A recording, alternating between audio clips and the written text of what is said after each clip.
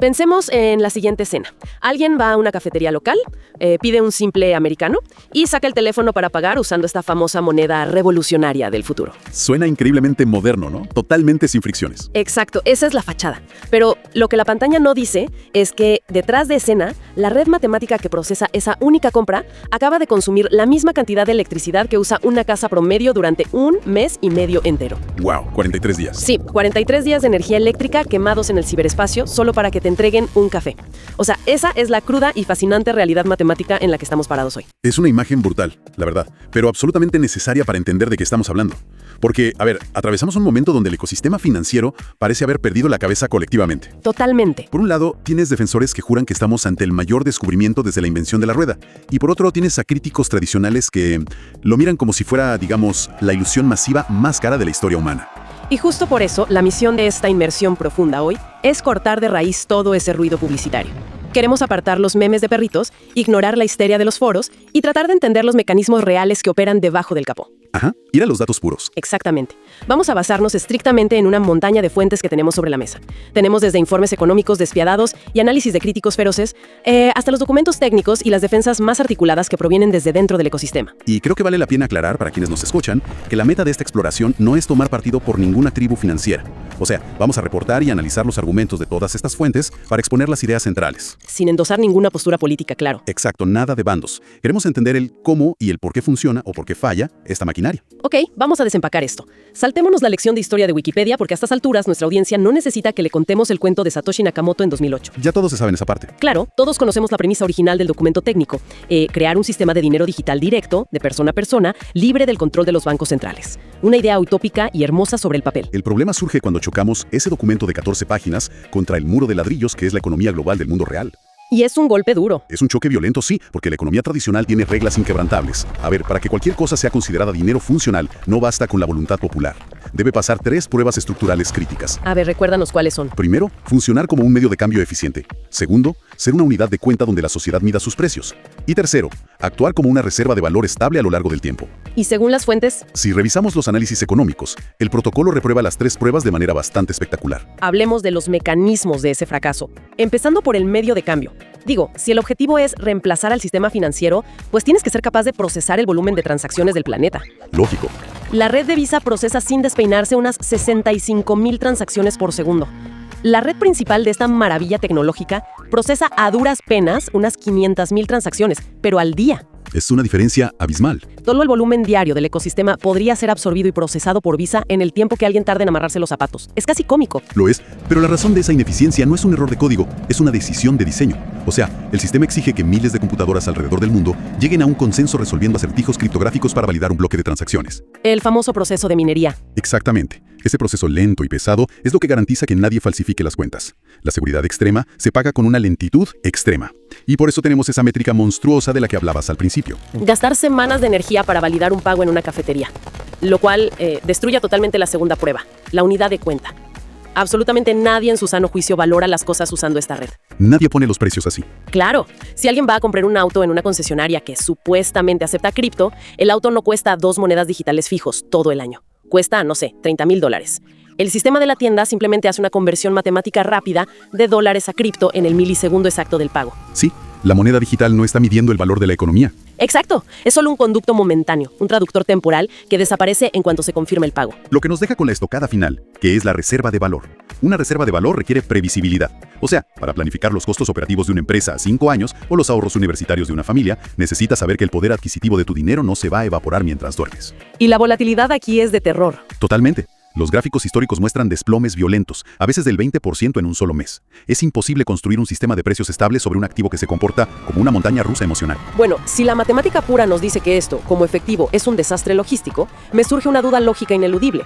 ¿Qué pasa cuando un gobierno decide ignorar la matemática, saltarse los informes técnicos y obligar a todo un país a usar este sistema por decreto? Y el famoso experimento. Y no tenemos que imaginarlo, porque ya ocurrió. En 2021, El Salvador nos regaló el experimento en vivo más bochornoso de la historia financiera moderna. Convirtieron este activo en moneda de curso legal. Forzaron la adopción. Sí, el gobierno lanzó su propia aplicación, la billetera Chivo, y le regaló un soborno de $30 financiados con fondos públicos a cada ciudadano solo para que la instalaran. ¿Y cómo le fue a esta supuesta revolución financiera? Pues lo fascinante aquí es que los resultados son una clase magistral de economía del comportamiento. A ver, cuando fuerzas la adopción tecnológica desde arriba, sin resolver la fricción del usuario, la realidad se impone. ¿Qué dicen los números exactamente? Los datos muestran que cerca del 60% de los usuarios descargó la aplicación, cobró los $30 gratuitos, los convirtió a dinero tradicional y jamás volvió a realizar una sola transacción en la red digital. O sea, agarraron la plata y salieron corriendo. Es fascinante. Y lo que más resalta en los informes es la derrota aplastante en el sector de las remesas, ¿no? Ese era el gran argumento de venta. Claro, toda la narrativa del ecosistema nos vendió que las transferencias internacionales, sin comisiones abusivas, iban a ser el caso de uso mágico para América Latina. Pero revisando los datos actuales del Fondo Monetario Internacional, menos del 2% de las remesas en El Salvador se mueven a través de esta red.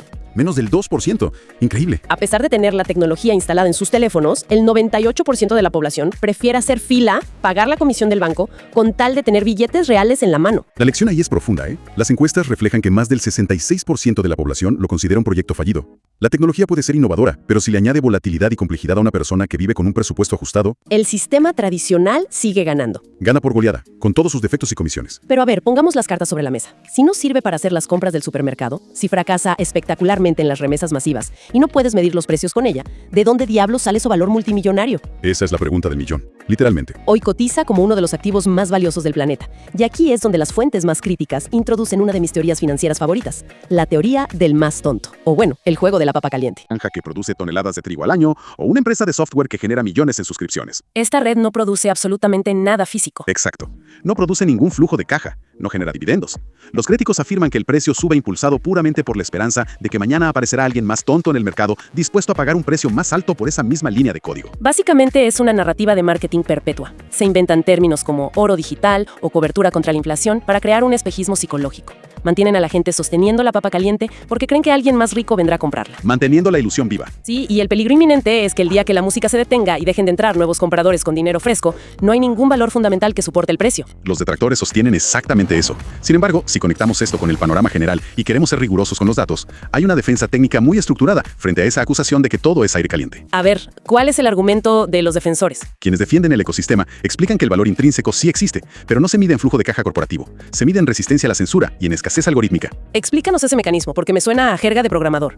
¿Cómo se traduce eso en valor real? Funciona así. El protocolo está programado de tal manera que jamás existirán más de 21 millones de monedas. Es una regla inmutable incrustada en el código base. Un límite duro. Desde la nada para financiar sus deudas, diluyendo el valor de los ahorros de la gente en el proceso, esta red es matemáticamente finita. Entonces, ¿esa escasez es lo que atrae el dinero? Sí, esa escasez absoluta y verificable tiene un valor monumental para grandes inversores. Además, es incensurable. O sea, no hay un gerente de banco que pueda congelar tu cuenta porque no le gusta a quién le estás enviando dinero. La red valida la transacción matemáticamente, sin juicios de valor. De acuerdo, la escasez protege contra la inflación del gobierno, pero eso sigue sin solucionar el hecho de que la red sea más lenta que un caracol.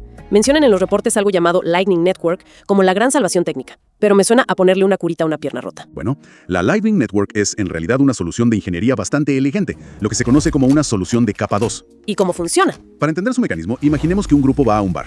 En lugar de pasar la tarjeta de crédito por cada cerveza individual que piden, lo cual sería súper ineficiente y le costaría comisiones enormes al dueño, simplemente abren una cuenta en la barra. Ah, claro, la clásica cuenta abierta. Exacto. Piden 20 tragos durante toda la noche de forma instantánea y solo al final, cuando se van, pasan la tarjeta una sola vez para saldar el total. Ah, ya veo el truco.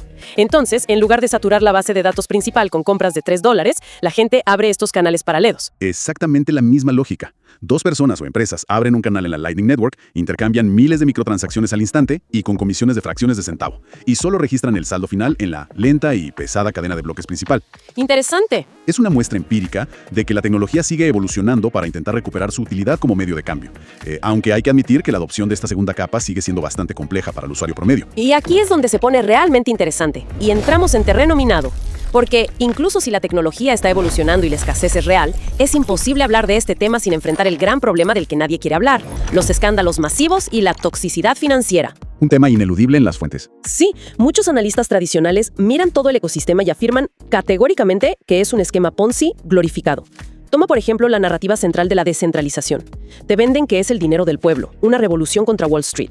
Ajá. Pero si escarbas en los datos de la cadena de bloques, resulta que un minúsculo 2% de las direcciones controla más del 95% de todo el suministro. Es lo que en el ecosistema se denomina ballenas. Sí, y esa concentración de la riqueza crea un mercado increíblemente frágil. Es como sentarse a jugar póker en una mesa donde un solo tipo tiene el 95% de las fichas. Si decide levantarse e irse, el juego se acaba para todos los demás. Permite que actores masivos manipulen el precio a su antojo. Y los reportes lo respaldan. Taje Jane Street, a quienes acusan de realizar movimientos que ayudaron a desencadenar el devastador invierno cripto de 2022, evaporando de un plumazo $40,000 millones en valor. Es una cantidad absurda, y el riesgo sistémico no termina en los grandes fondos, sino en cómo las corporaciones están jugando con este activo. El caso de MicroStrategy es fascinante desde un punto de vista de análisis de riesgo. A los que en los informes llaman burlonamente Strategy Inc. Es una locura lo que han hecho. Básicamente eran una empresa de software aburrida que decidió transformarse en una bomba de tiempo apalancada. El mecanismo de lo que están haciendo se llama sobreapalancamiento. En términos simples, están pidiendo préstamos gigantescos, emitiendo deuda corporativa en el mercado tradicional, exclusivamente para comprar más de esta moneda digital. Apostando la casa entera. Están hipotecando el futuro de la empresa apostando ciegamente a que la narrativa del oro digital nunca va a colapsar. Si el precio sufre una corrección sostenida severa, el valor de sus activos no cubrirá la deuda que asumieron y podrían enfrentar una cascada de liquidaciones desastrosa. Y con ese nivel de riesgo corporativo y manipulación de ballenas, es normal que la gente se pregunte, bueno, ¿qué pasa con los colapsos que dejaron en la calle a miles de ahorristas comunes? Estoy hablando de desastres absolutos que leímos en las noticias, como la caída de Terra, Luna o el fraude de FTX. ¿No demuestra eso que todo el sistema está podrido desde los cimientos? Es una reacción súper comprensible, pero los informes técnicos hacen una distinción clínica vital aquí. Hay que separar el bisturí del cirujano negligente. A ver, explícame eso. El protocolo principal, la cadena de bloques en sí misma, no es un esquema Ponzi. O sea, no hay una entidad central emitiendo los bloques, no hay una junta directiva escondiendo los libros contables, porque el código es público. Los desastres ocurrieron en las capas superficiales, en las empresas centralizadas que se construyeron alrededor de la tecnología. O sea, el problema fueron los humanos, no las matemáticas. Totalmente. Terra Luna, por ejemplo, operaba bajo el mecanismo de una criptomoneda estable algorítmica. En lugar de tener dólares reales guardados en un banco para respaldar el valor de su moneda virtual, crearon un algoritmo complejo que imprimía o quemaba una segunda moneda hermana para intentar mantener el equilibrio. Era alquimia financiera pura. Exacto. Y cuando la confianza del mercado se quebró, el código entró en un bucle infinito, una espiral de la muerte, donde la hiperinflación destruyó ambos activos en cuestión de días. Construyeron un castillo sobre arenas movedizas programables. Una locura. Y en el caso de FTX, fue aún más mundano. No hubo un fallo tecnológico sofisticado, fue un fraude corporativo clásico, antiguo como el tiempo. Ejecutivos codiciosos operando una plataforma de intercambio que tomaron secretamente los depósitos de sus clientes para financiar apuestas de alto riesgo y lujos personales. El clásico robo de cuello blanco. Sí, pero mientras el imperio de FTX ardía hasta los cimientos, la red principal de la cadena de bloques seguía funcionando con una precisión aburrida, validando un nuevo bloque de transacciones cada 10 minutos sin enterarse del drama. El código no falló, fallaron las instituciones centralizadas no reguladas. Concedido. Es justo separar la arquitectura base de los estafadores que la usan. Pero incluso salvando a la red principal de ser un Ponzi, las fuentes ponen sobre la mesa dos críticas estructurales colosales que no se pueden defender apuntando al código. El ecosistema criminal y el medio ambiente. Exacto. El impacto medioambiental masivo y el crimen. Mencionábamos al principio el consumo energético de la validación de bloques.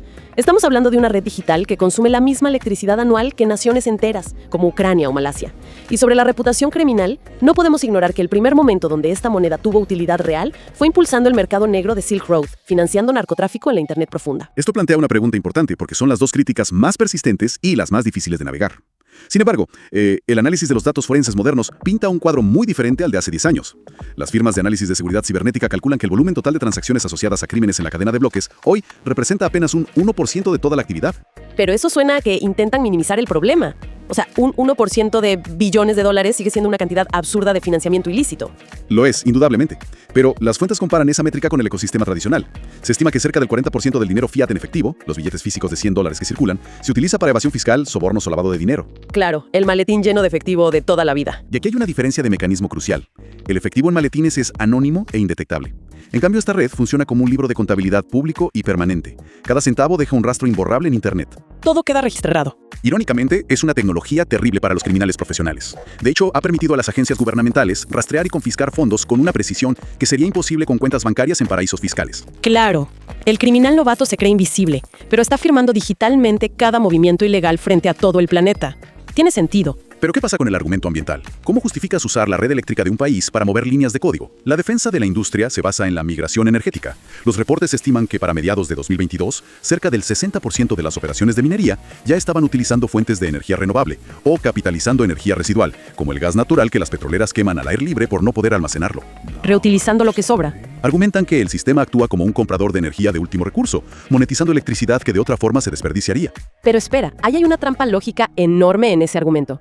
Incluso si logran que el 100% de la energía provenga de paneles solares gigantes en el desierto, la pregunta ética sigue intacta.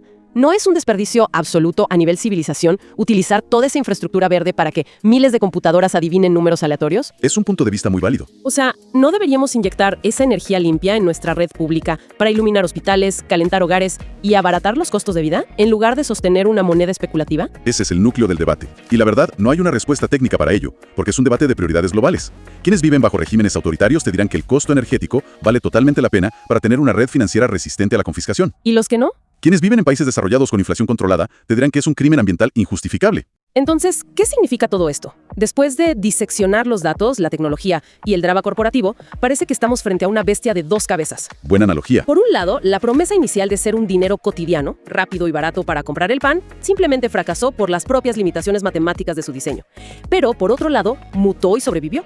Se transformó en una clase de activo completamente nueva. Un activo especulativo de alto riesgo. Exacto. Una reserva de valor hipervolátil sostenida por narrativas de escasez y, la mayor ironía de todas, legitimada recientemente por los mismos tiburones de Wall Street que juró destruir. Empresas como BlackRock ahora ofrecen fondos cotizados, inyectando capital de pensiones tradicionales en este experimento rebelde. Esa es la paradoja del sistema actual. Y el mensaje para quienes nos escuchan y observan este mercado desde la barrera es que la precaución debe ser absoluta. Sí, la arquitectura descentralizada debajo de todo el ruido es genuinamente revolucionaria y logró el hito histórico de crear escasez digital sin un administrador central. Es un avance técnico innegable. Pero la capa superior, el mercado de precios, es un ecosistema salvaje, dominado por grandes tenedores de monedas y profundamente susceptible al apalancamiento riesgoso. Navegarlo requiere una educación financiera impecable. Nos queda clarísimo que es un terreno fascinante, pero muy peligroso. Y antes de cerrar esta exploración, sé que hay un detalle analítico que no discutimos, una falla teórica en el corazón mismo del código que podría ser el gran problema a largo plazo. Así es, y es una consecuencia directa de sus propias reglas de diseño. Mencionamos que la escasez absoluta es el mayor atractivo. Solo existirán 21 millones de monedas, punto. Ajá. Actualmente, la inmensa cantidad de energía eléctrica y el hardware brutal que protege la red de ataques externos es financiado porque el protocolo crea y le regala nuevas monedas a los mineros cada 10 minutos. Ese es su incentivo económico. O sea, les pagan por prestar su seguridad. Exacto. Pero el código tiene una fecha de caducidad para esa emisión. La gran incógnita, que plantea debates feroces entre los economistas, es ¿qué sucederá exactamente cuando se mine la última moneda y alcancemos ese límite duro de 21 millones? Cuando se acabe la recompensa. Cuando ya no haya recompensas automáticas que repartir, ¿qué incentivo económico tendrán esas gigantescas granjas de servidores para seguir gastando fortunas en energía para asegurar la red, basándose únicamente en cobrar pequeñas comisiones por transacción? ¡Wow! Es un abismo teórico fascinante. ¿Se apagarán las máquinas, exponiendo la red a ataques y colapsando el sistema entero bajo el peso de su propia inflexibilidad matemática? Uf. Esa sola pregunta es suficiente para quitarle el sueño a cualquiera que haya apostado los ahorros de su vida en la promesa de la escasez eterna. Es un recordatorio de que estamos pisando un ecosistema que, por toda su arrogancia tecnológica, sigue siendo un inmenso experimento global en tiempo real. Totalmente, en tiempo real. Un experimento donde las reglas están escritas en código de piedra, pero donde las variables humanas, la codicia y el pánico determinan el resultado. Así que, para quienes decidan asomarse a este universo, caminen despacio, desconfíen del ruido y mantengan los ojos bien abiertos.